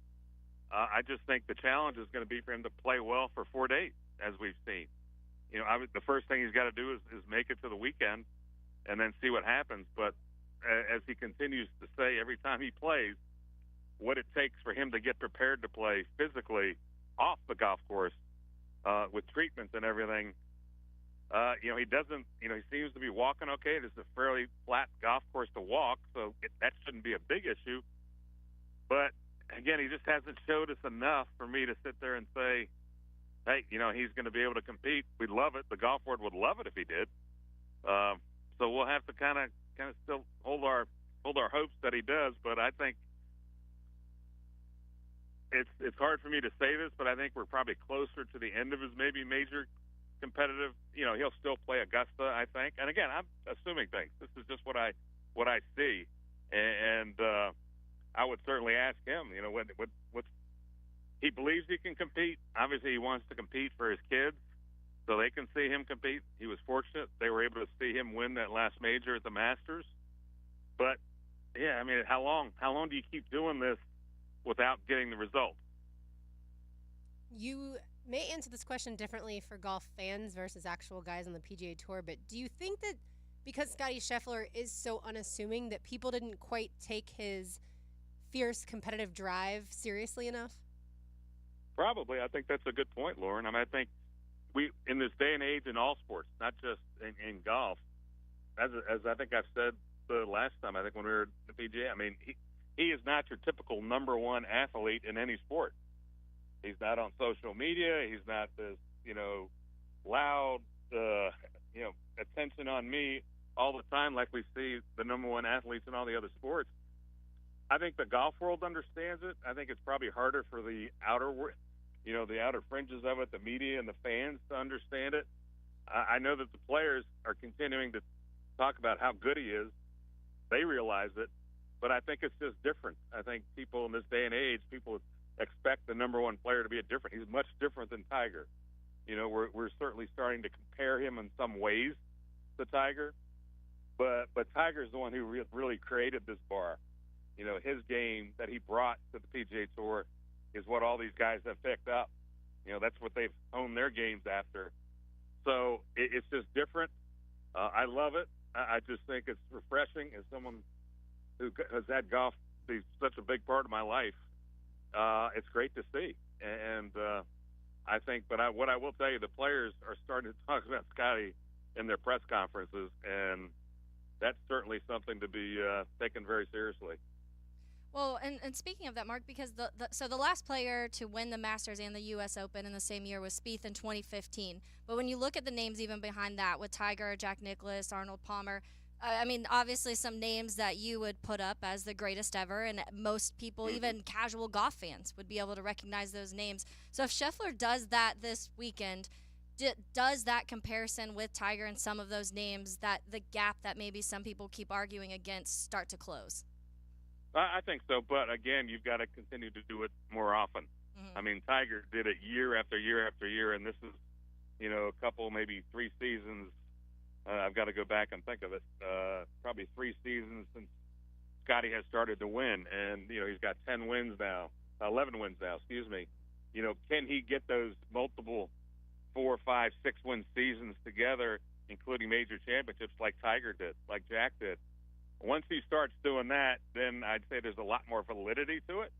But he's certainly proving to himself, or maybe not even proving to himself, to us, that it's warranted. It's warranted to certainly consider him in those in that realm of those players, because he's done so many things, at least in my mind, that are very similar to what all those guys did, including Tiger and Jack, and that Scotty goes out there and plays. And, yeah, he makes some mistakes, but ultimately he puts so much pressure on the other guys that they're the ones making mistakes, just like Jack and Tiger did, and they kind of just wait for them to sort of back up, or, it's like at the Players. I mean, Scotty was kind of hanging around. Next thing you know, on the back nine, he turns it on, boom, wins by multiple shots. Same thing at the Masters. So there is that characteristic of, I think, understanding sort of his place and the potential. But the greatest thing is he doesn't, as he said, he loves to compete when he's playing golf. When he's not playing golf, it's family and now his new son Bennett and his wife Meredith and his faith, and that's what he focuses on. All right, Carney, we got to get you to meetings at 1:30 up there at Pinehurst. But before we let you go, we are going to introduce a new segment here on Helmets and Heels. Taylor kind of teed you up a little bit earlier, or at least you gave us a little bit of intel. We are calling it Scheffler versus the field. If only for the majors. You're not allowed to pick Scotty, who, by the way, is currently plus 260 on MyBookie to finish in the top 5. He's finished in the top 5 of 7 of the last 8 events he has competed in, so I think that's pretty easy money. Besides Scotty Scheffler, who would be your pick among the favorites, or perhaps one of those long shots that you alluded to earlier that you would pick if you're me, Taylor, Lauren, or RJ heading into the U.S. Open this weekend? Only one? Oh, you could give us a couple. Well, we will gladly take some hints because there's 4 of us that have to make predictions here. But it's Scheffler versus the field. You're not allowed to pick Scotty. Okay. Colin Morikawa and Xander Schauffele. All right. Plus 600 for Xander to finish top 5, plus 650 for Morikawa on MyBookie. Why those 2 gentlemen? I just think they're playing very well. I think Colin Morikawa has continued to build on it. We know he's a 2-time major champion, but it's gotten better and better kind of each week, kind of each month. I think the lid's off the hole for Xander. I think getting that first major was important. He's proven it to himself. He can do it. I think we'll see him do it again. Whether it's this week, I don't know, but I think his game suits both their games. I think suit this venue quite well. All right, Carney. Well, let's get you to those meetings, and let's have a good weekend up there at Pinehurst. Number 2, the U.S. Open this weekend. Again, Scotty Scheffler plus 260. And we appreciate Mark Carnival, PGA Tour Live, joining us on the All-Pro Roofing Hotline. Appreciate it, sir. Ladies, anytime. You guys have a great weekend. Live from the course in North Carolina. That's right. Pinehurst number 2. It's going to be fantastic to watch starting early tomorrow morning. So here's how we'll make our picks. We'll go in order of age, that is youngest to oldest. So that means RJ Saunders gets to make the first pick. And as Mia just said, you cannot pick a golfer named Scotty Scheffler. You can have one of the ones Carney just mentioned. You can have one that you've done your own research on. But RJ Saunders, you get the first pick. We haven't determined yet what the loser's doing, but I know it's not buying lunch. RJ, who's your pick? Colin Morikawa. Very smartly done. Colin Morikawa just obviously tied second last weekend and at the Memorial, and he, I feel like, is a guy that we've been talking about now for years. He seemed a couple years ago he was the young guy, and now it seems like he's in that category of does feel like he's threatening at every major. All right, Mia, that means you're next. I'm gonna be dumb if I don't take Xander. Okay. But I'm going to be dumb. Okay. I'm going to take Ludwig. I'm going to take Ludwig Uberg. That sets you up, Taylor. You get to take your guy. I will take Ludwig Uberg, who has consistently been hanging around since his debut last year. It is hilarious for you Googans. The Googans know all too well that once upon a time, E.T. selected Ludwig Uberg for Jeff's golfer when they were making their picks for Brunch with the Tour. Did not know who he was, just thought he had a funny name. Little did he know he'd become the Rookie of the Year on the tour and go on to winning multiple times on the tour before the age of 25, excuse me. So, so I will pick Ludwig Uberg. All right. Are you going to take Xander Schauffele or are you going to take someone else? Taylor Yeah, Dahl? that's who I was going to take, but I'll take Shoffley then since he's gone. Not Victor Hovland. No, Victor just his short game this year has been really bad, and as Carney just said, that's an important part of this course. So I just don't until he proves that he's been able to step up, especially late. And I don't know what it is. Like he'll look good for and it's weird because it used to almost be opposite, where like he'd struggle early and then be able to turn it on and whatever the back nine or even on Sunday in general. And lately it's been opposite. So sorry, Victor.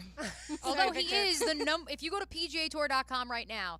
The headlining story on their homepage, the 5 players who could win their first major this week, Victor Hovland is number 1. I hope he does it.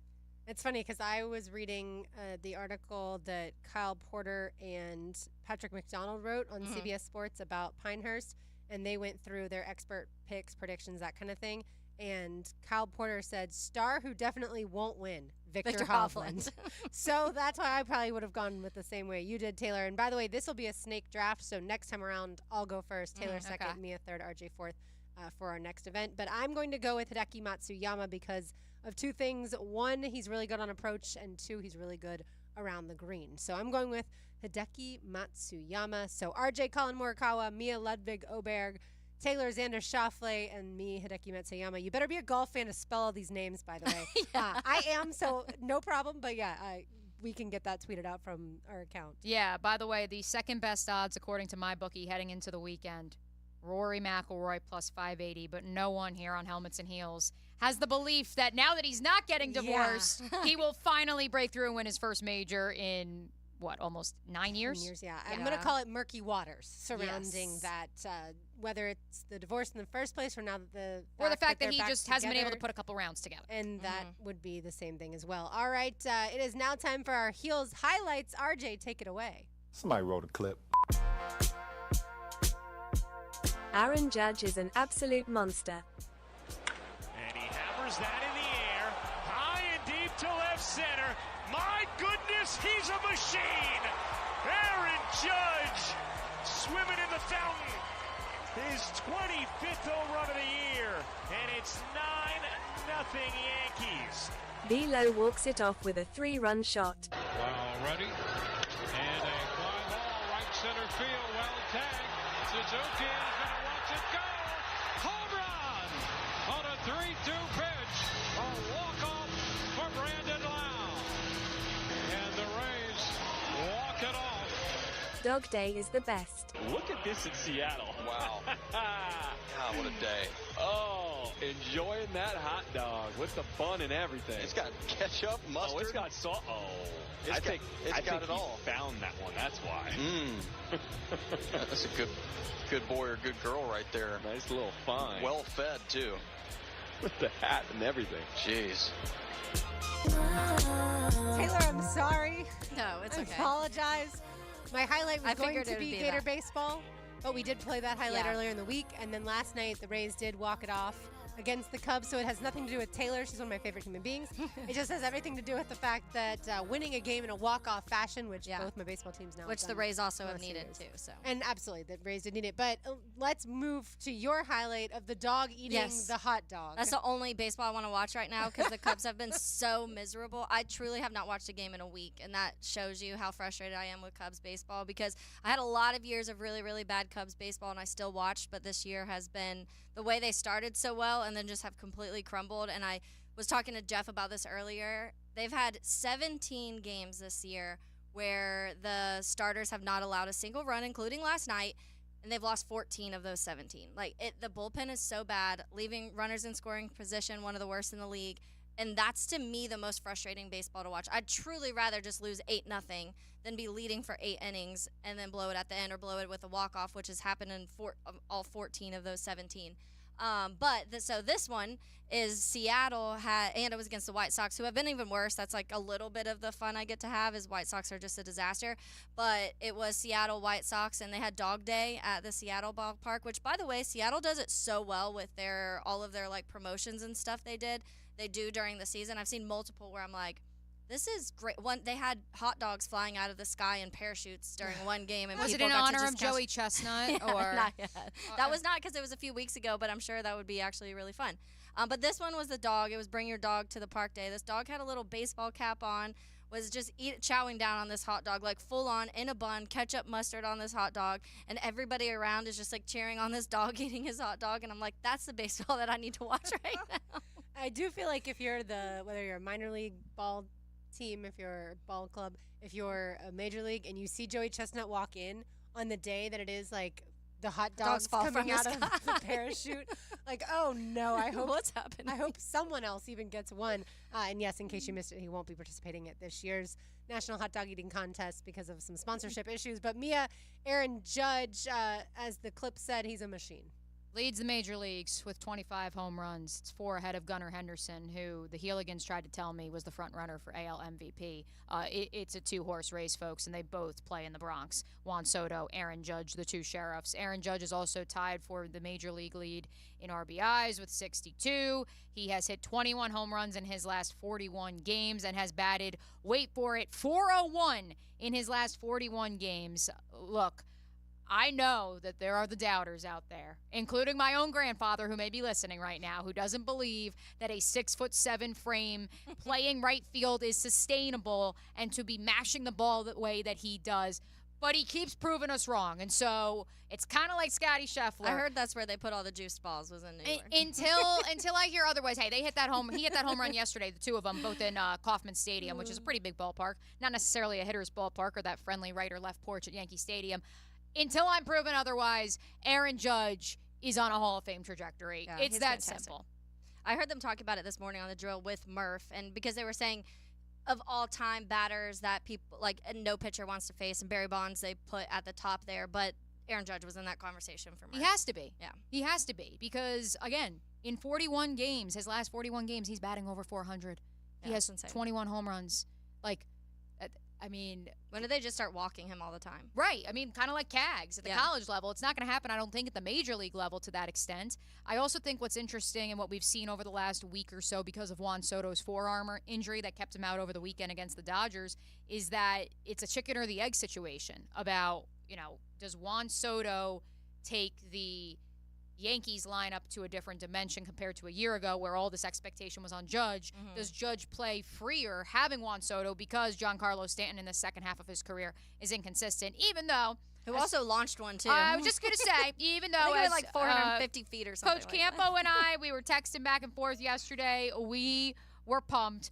38-4 when those 2 homer. And I think I taught Coach Campo what the word sheesh means in Gen Z texting culture. Gunnar Henderson, by the way, since you mentioned him, 21 home runs, batting .274 for the Orioles. So certainly, as far as the Orioles go, they haven't had a guy like this in a long time. So I can understand why O's fans are super excited about him. And Aaron Judge, though, right now, like you said, playing at a level that we have really not seen in recent history. All right, when we come back, Jeff Logman was on Jaguars Today. Yesterday, he said a couple things about the receiving core that I found fascinating. You are listening to Helmets and Heels on 1010XL and 92.5 FM. Helmets and Heels. This hour is brought to you by First Coast Honda Dealers. If you like to decompress after a daily mess, Well, I guess you know all about me. hitch a ride home with the Frangie Show. So what do you do for relaxation? Frangie and Carline drive you home. Woo! Hey, you want to drive? Afternoons on 1010XL. Mia here. You've heard me rave about my friends at Duck Duck Rooter, the #1 master septic contractor in all of Florida. But don't forget about Duck Duck Air Conditioning, the Jacksonville area's AC experts. The temperature is about to turn up a notch, folks. Should your AC not be working at your home or business, Duck Duck AC can help. Call 904-862-6769.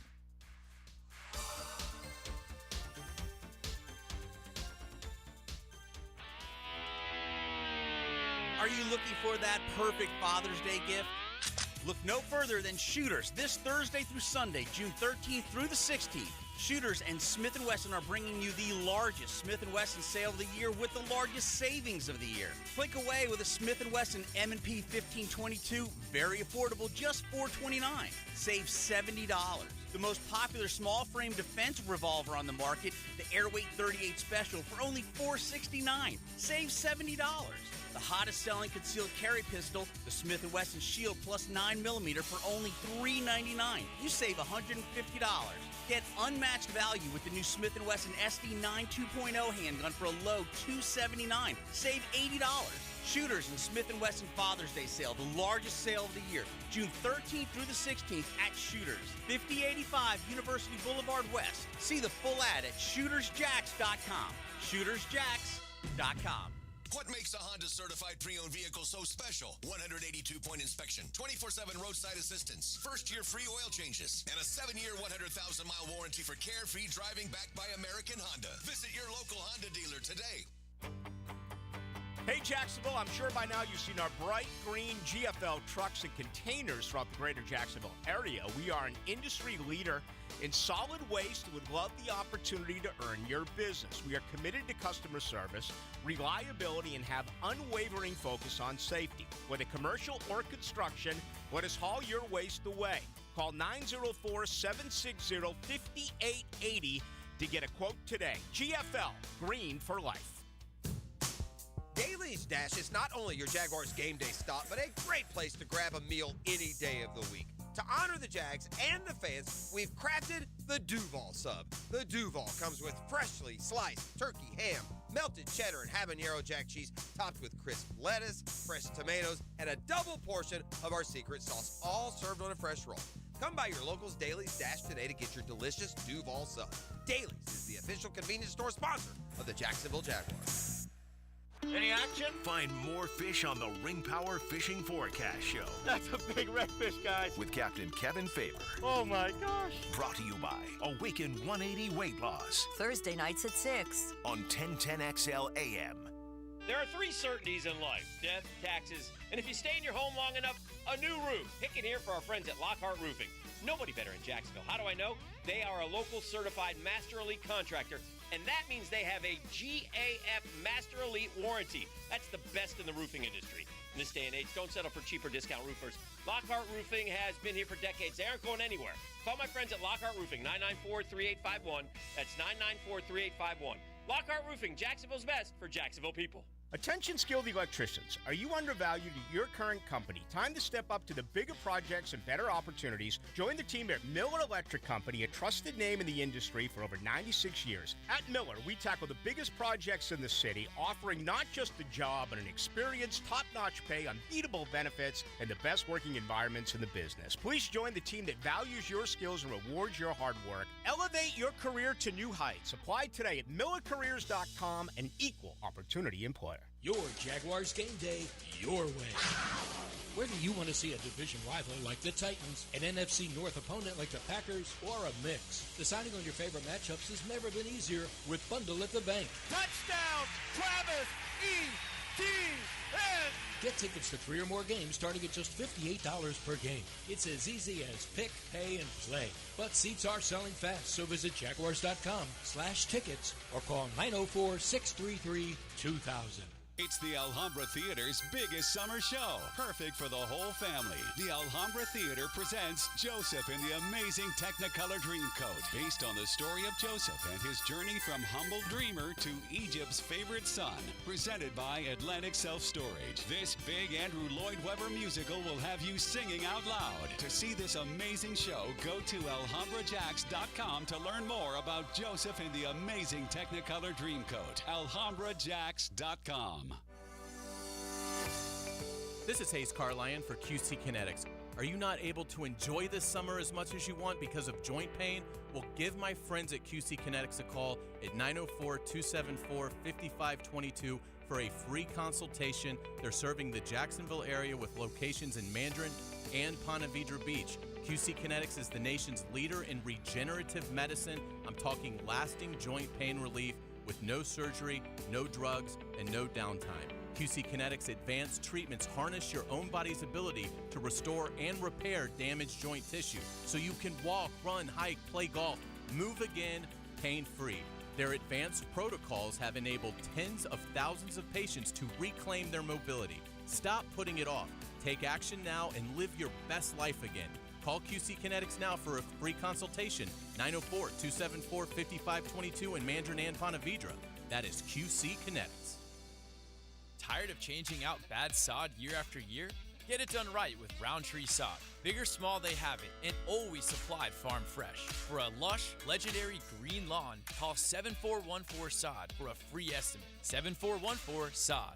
1010XL is presented by Farah and Farah, exclusive injury law firm of the Jacksonville Jaguars. Protecting you and your family. Call 396-5555. Jacksonville.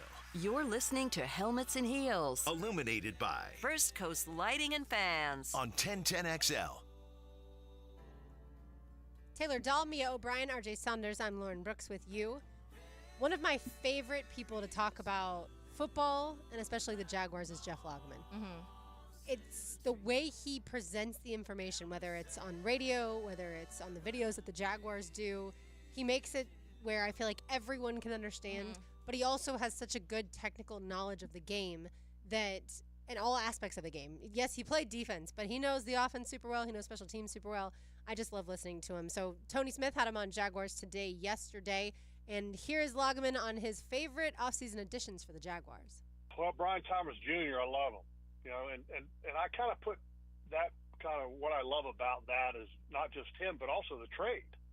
You know, that trade generated them some great picks. So I love that addition, and obviously everybody loves a first-round pick. But the way that Trent Baalke manipulated that trade, I thought was fantastic. You got the player that you were targeting, or at least one of the players that you were targeting. You moved back in the draft. You accumulated more assets for in the present and also in the future. And you got a guy who can take the top off of a defense, and I'm talking in a big way. His statistics don't lie. And then also Gabe Davis. A lot was made about Calvin Ridley and all the Jaguars. You know, they couldn't hold on to him because he got the free agency and the money got big. I made this statement before, and I'm going to stick with it again, that if the money was equal, I'd rather have Gabe Davis. For the Jaguars offensively, you've already got Christian Kirk, who is a slot type of player. You also have Parker Washington, who is a slot type of player. What this offense needed was a field stretcher. So not only did you get one with Gabe Davis, but then you end up getting two with Brian Thomas Jr., which I think is fantastic. Yeah, as many national analysts have noted, it's as if the Jaguars doubled down twice to address the lack of verticality in their offense. And look, again, I go back to our conversation in the 12 o'clock hour where you can call it the untrained or the casual eye. It sure as heck looked like, and the statistics have backed it up, the Jaguars were playing within a 15-yard box much of their 2023 season when it came to their offensive play calling, when it came to the style of the offense and the schematics of it. That's where, if only on paper and what we're seeing in T-shirts and shorts, the addition of Brian Thomas Jr. and Gabe Davis undoubtedly changes the dynamic of that offense by virtue of what they are good at, which is stretching the field. Mm-hmm. Now, there are those who would argue that he who must not be named, Calvin Ridley, his best route was a slant, and the coaching staff did not put him in a position to run his best route much of his time in Jacksonville. So there's also that argument that can be made. But I believe that, yes, much like Jeff, there will be an attention to detail to say, what do these two guys do best? Get vertical. Let's get them vertical. It will help us out as a whole. And I also think, and this is a conversation worth having, I know they did this exercise on Move the Six a few weeks ago. Doug Peterson's offense, not only in Philadelphia, but his mentor, Mike Holmgren, in Green Bay. The belief that if the quarterback is an A-A, if the quarterback is elite, if the quarterback does everything that you expect him to do, you can get by with B-plus playmakers on the outside, which is very contrary to what I think 2024 ideology says, which is you need that number one wide receiver because that elevates the play of your quarterback. I think by going out and getting a Gabe Davis or a Brian Thomas Jr., we forget Gabe's only 25.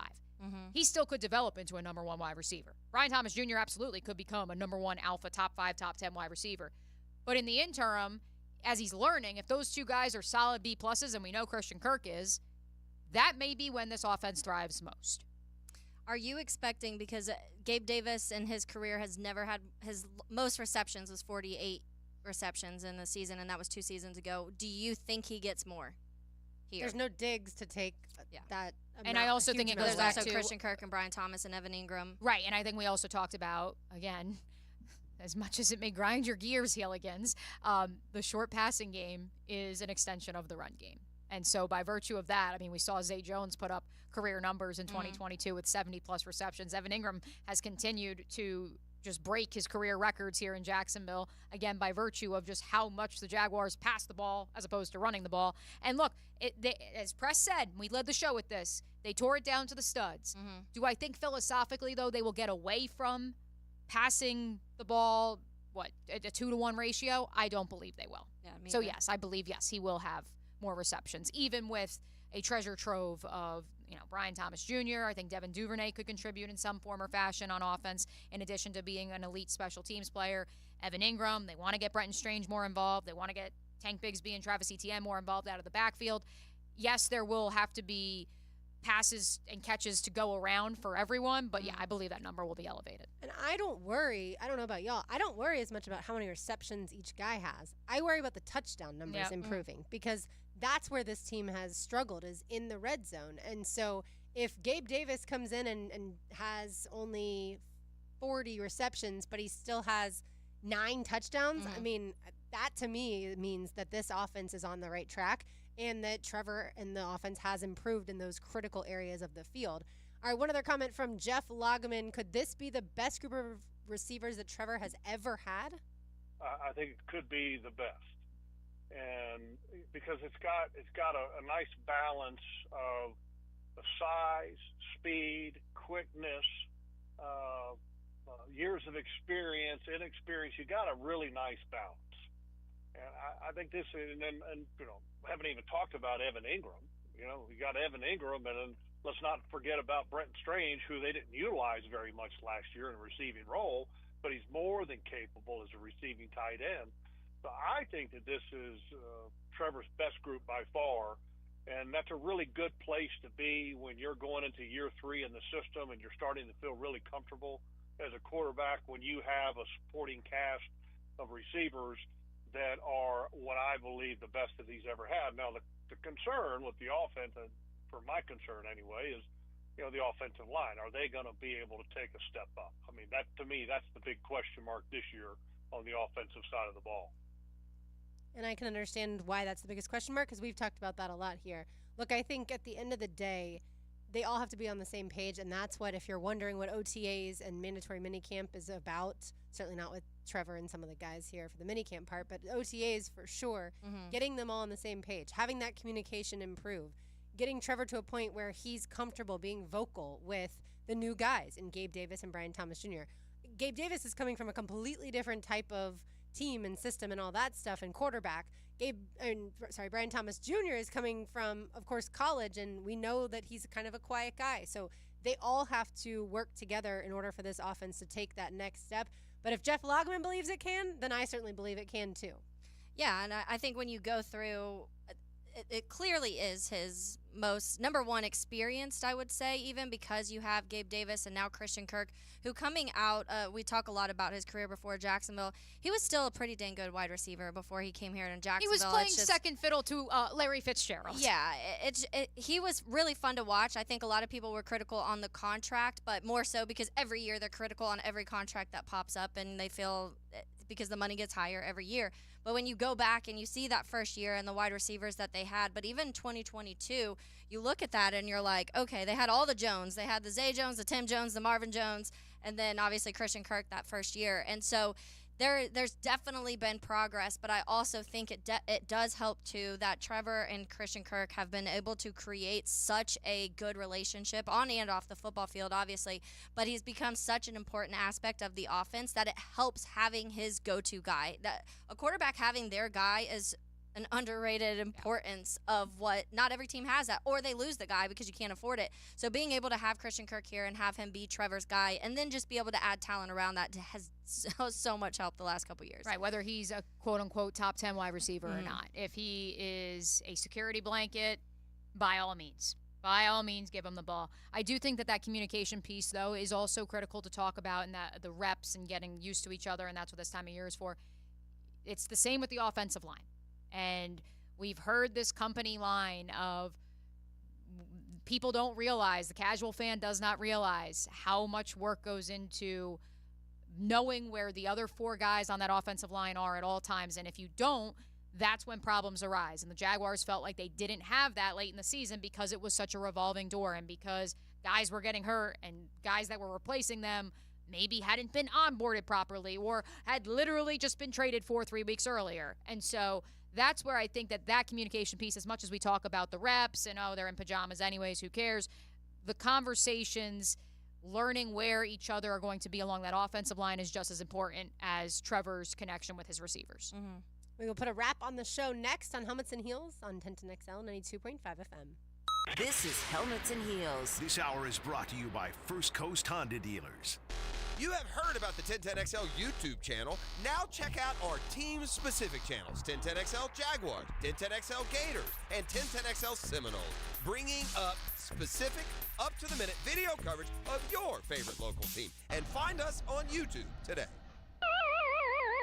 Guys, feeling deflated in the bedroom? ED, low T, no energy? If your stuff is broken, call 904-STROKEN or 904stroken.com. No shots in the first treatment, now free. Fix your ED at 904stroken.com.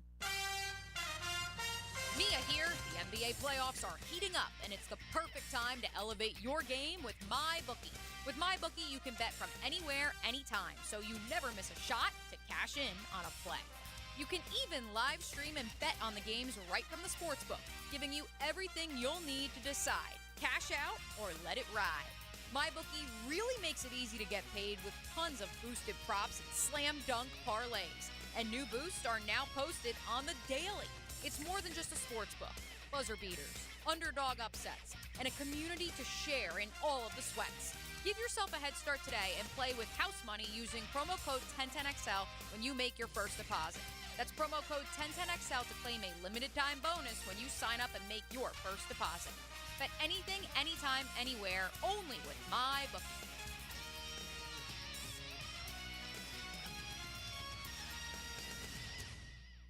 This Saturday's biggest and hardest-hitting game isn't downtown. It's at UNF when the ratified credit union Jacksonville Axemen take on the Santa Rosa Dead Pelicans in the USA Rugby League National Championship. Tickets start at $10 and kids under 13 are free. Come support your local players and help the Axemen to another national title this Saturday night. Kickoff at 6:30. For tickets and game information, visit jacksaxe.com. What's up? I'm Patrick Young. If you're a business owner, make your plans to attend the Florida SBDC Network Small Business Success Summit, August 19th and 20th at the Sawgrass Marriott in Ponte Vedra. You'll network with other Florida business owners, learn marketing and operational strategies. Plus, I'll deliver an inspirational keynote message. There's also a reverse trade show event where you can speak with government agencies to explore their business partnerships. Register online at floridasbdc.org, and I will see you there. Spring has sprung. What a great time to get your house ready forever. Stop paying for exterior paint that doesn't protect your home or business. Rhino Shield's beautiful durable coating never chip, crack, or peel. By the way, they back it up with a 25-year warranty. No mold, no mildew, no algae, all while saving you thousands compared to the cost of repainting it. Right now, 0% financing, up to 25% off. Never been easier to paint your home with Rhino Shield. Book your free estimate today at rhinoshieldjacks.com. Everything you need to know about your Jacksonville Jaguars. Jaguars Today with Mike Dempsey and Fat Tony. Jaguars Today from the Jacksonville Orthopedic Institute studios. Every weekday from 10 to noon on 1010XL. Are you tired of living with constant pain from torn ligaments or nagging tendinitis and bothersome joint pain? Say goodbye to endless medications and invasive surgeries. Go BioTarget Regenerative Treatment is available only at injury care centers. Their innovative approach helps you recover faster and get back to doing what you love without drugs or surgery. Don't just treat the symptoms, target the root cause with BioTarget. Visit gobiotarget.com to learn more and schedule your appointment today. Clean air, cool air, both are extremely important. Trust Florida Home AC to deliver on both with their REME Halo, the next generation of air quality technology. Call 777-4300 for Florida Home AC and breathe clean and cool air. Was there ever a pope who was the pope more than once? The answer next. Hurricane season is here, and now is the time to ask your agent about your homeowner's coverage. It's time to make the change to Southern Oak Insurance. Our family protecting yours, Southern Oak Insurance. Pope Benedict IX, who is 11 years old, is the only person to be named Pope 2 times. Southern Oak Insurance, our family protecting yours. Hey, I'm Tony from Tony D's Pizza. People ask me all day long, is it the water that makes the difference? Well, yes and no. Even water can't make a good pizza. It's the ingredients, too. The best tomatoes, the best flour, and the best cheese. Oh, and a lot of love. Tony D's New York Pizza, Bay Meadows and 295. I've got 2 words for you. Incredible inventory. Where? Is this incredible inventory? At the one and only Arlington Toyota Pre-Owned. Why Arlington Toyota Pre-Owned? So many questions, but thankfully I have the answers. How about over 600 vehicles in stock, one location? That's over 275 SUVs, over 200 cars, over 110 pickups, over 30 Jeeps, over 50 luxury vehicles on the ground in stock at one location. Arlington Pre-Owned even has 125 vehicles under $18,000. Plus, Arlington's 30-day exchange program is now double. That's now 60 days to decide if you love your purchase or come on back and exchange it for one that you do. Worried about financing? Don't be. Arlington's Credit for Everyone program is here to help you get financed. You even get a complimentary car wash with every scheduled service. Shop Arlington Pre-Owned in person, 10939 Atlantic Boulevard, or online anytime at arlingtontoyota.com. The coolers are full at your local Gate gas station, making it easy for you to cruise in and cruise out with little downtime. Ice cold Coronas, Natty Light, Stella Artois, and Michelob Ultra. Don't forget the king of beers, Cold Buds. Gates got them in the cooler, waiting for you. 1010XL is presented by Farah & Farah, exclusive injury law firm of the Jacksonville Jaguars. Protecting you and your family. Call 396-5555. Jacksonville. Now the cool down with Donovan Air, Electric and Plumbing. Keeping Jack's cool since '87. I'll reiterate some of my quick hits without giving away too much from today's final day of mandatory minicamp. Of course, you can watch those on our 1010XL social channels, so be sure to do so. I got an interesting, how do I want to describe this? I overheard an interesting conversation. Not even a conversation. I don't know where I'm going with this. I'm just kidding. I very much do. I'm standing on the sidelines at minicamp this morning, and I won't say what staffer it was, but someone in the front office of your Jacksonville Jaguars is standing next to me, and it's 7-on-7 drills, red zone, and as Mac Jones drops back, this person utters, "Brian's open, Brian's open, Brian's open, Brian's open, Brian's open." Mac Jones, unfortunately, did not connect with Brian Thomas Jr. on that play, but I think it speaks to the larger narrative, which is if only in... That Brian Thomas will be open? Yes, if only in pajamas. But Mac Jones will not find him. If only without pads on. Yeah, if only in pajamas without pads on, if only jag on jag, he does look different. And if there's one lasting impression we can leave you with from the Jaguars offseason program, I understand there are those of you who say, well, you said the same thing about Calvin Ridley. No, take that part out of it. Look at it from this perspective. Just for people saying that, I did not say that, by the way. Right. So let's... If your first-round pick, if your first-round wide receiver doesn't look the part through the first few weeks of the offseason program, that is a problem. And I don't want you to think that that doesn't happen around the National Football League, because it has. It happened to Trent Baalke when he was in San Francisco, for crying out loud. And so... that is where it is a very, very important box to check, that this guy just looks different compared to other wide receivers in what's a pretty stacked wide receiver room. And by the way, Hacker caught up with Elijah Cooks, that interview, along with Cooper Hodges, in case you missed that one, available on our 1010XL Jaguars channels. Yeah, I feel like there's a ton of content out there on that Jaguars channel right now with all the interviews that have happened this week. I'll stay in the same vein and say that Jeff Lageman said this can be the best group of wide receivers that Trevor has had yet. Certainly, we have a lot to learn once it comes to training camp, when the pads go on, and then preseason, regular season. I understand all that. But that is an exciting thing, because we thought last year was going to be the best group of receivers that Trevor had. Taylor?